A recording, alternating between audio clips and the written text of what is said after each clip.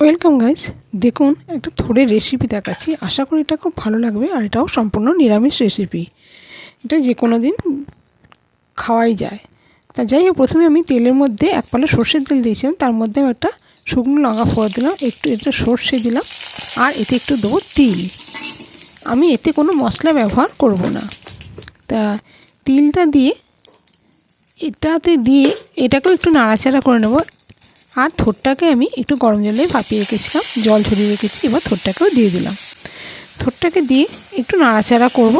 তারপরে এতে বিশেষ কিছু দেওয়ার নেই, তাও আমি এতে একটু নুন, একটু হলুদ, আর একটু সামান্য মিষ্টি, আর সামান্য একটু লঙ্কা দেবো।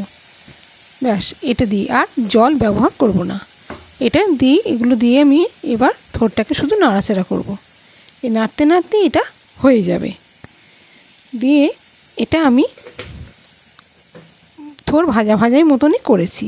তা আশা করি দেখুন, প্রথম থেকে শেষ অবধি স্কিপ করে চলে যাবেন না ভিডিওটা, তাহলে বুঝতে পারবেন না। তা হয়ে গেলে দেখবেন কত সুন্দর খেতে হয়। এটা গরম ভাতের সঙ্গে দুর্দান্ত খেতে লাগে।